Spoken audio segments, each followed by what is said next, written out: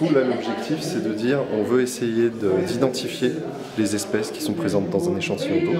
Donc, l'échantillon qui peut venir du lac Léman, par exemple. Et pour ça, en fait, on va utiliser les traces ADN qui laissent dans cette eau.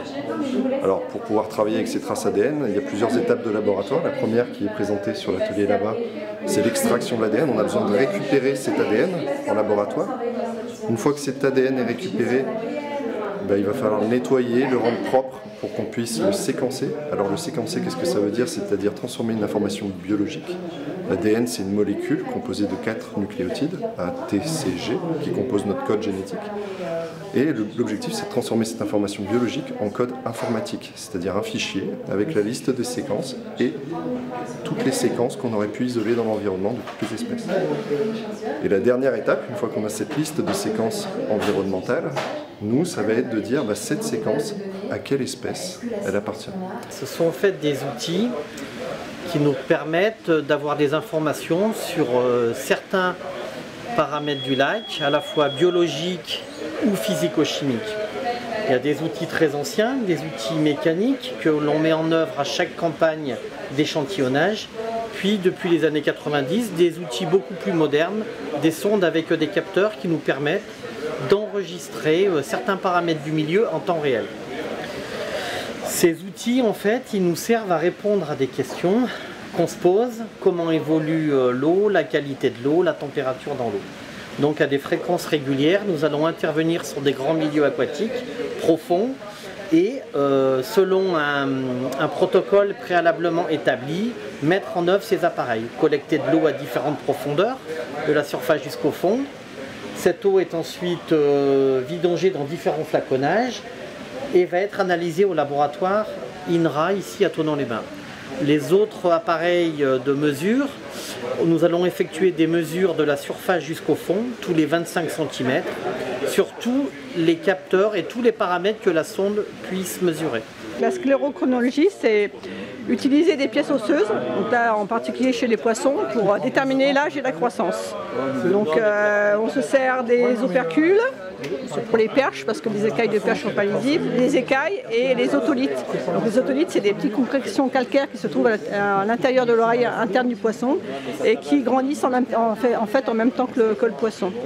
Alors le principe c'est simple, on ne fait pas comme pour les arbres où une ligne est égale à 1 an. Là on va essayer de voir sur l'écaille ou sur les otolithes des périodes où il y a des périodes de forte croissance qui correspondent à l'été et le printemps, où le poisson grandit vite parce que l'eau elle est chaude et qu'ils ont bien à manger, et des périodes de faible croissance automne-hiver où là les stries sont resserrées parce que le poisson il fait froid donc il mange moins, il y a moins à manger et tout ce qu'il va ingérer en fait il va se servir pour faire sa reproduction parce que c'est des poissons qui se reposent en hiver. Donc tout ce qui est omble chevalier, omble, corégone et truite se reproduisent en hiver.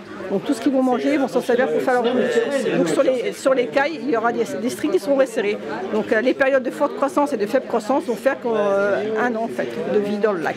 Voilà. Et c'est un moyen, c'est un outil qui est nécessaire à la gestion des lacs parce que pour déterminer un âge de capture légal, il faut qu'on connaisse à quel âge le poisson se reproduit. Donc il faut qu'on sache à quelle taille il fait à 2 ans, 3 ans, 4 ans. Et le Arles, c'est un bateau drone, c'est-à-dire en gros c'est un bateau qui peut être à la fois télécommandé ou qui peut être programmé pour faire des parcours. Et l'idée c'est de pouvoir, il est équipé de sondeurs acoustiques, du coup c'est les bases orange qu'on a ici en vertical et à l'avant en horizontal. Et le principe c'est d'utiliser c'est le principe d'un sonar, c'est-à-dire qu'on utilise des ondes sonores. On envoie une onde sonore et avec la réflexion d'onde sonore sur les poissons, on peut arriver à détecter, donc les poissons et avoir une estimation de leur taille, leur profondeur et l'estimation de leur taille. Avec les niveaux d'énergie renvoyés par les poissons, on a une estimation de leur taille. Il y a des règles mathématiques qui permettent de faire une liaison avec ça.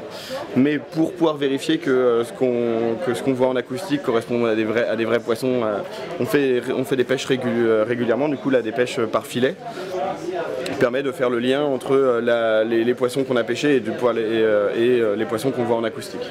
Du coup l'idée de ce drone c'est de pouvoir effectuer des suivis régulier sur un certain nombre de lacs, sans avoir besoin spécifiquement de faire des campagnes sur des bateaux. Ça permettrait de faire des suivis à des fréquences plus élevées qu'avec un bateau où tu as besoin de temps humain, de beaucoup plus d'organisation. Du coup, il a été utilisé donc, sur quelques lacs encore, il est encore pas mal en développement. Il a utilisé sur le lac d'Aigbelette, c'est ce que tu disais, sur lequel il permet de faire un suivi en quelques heures de la surface du lac et du coup d'avoir une estimation de la biomasse de poissons.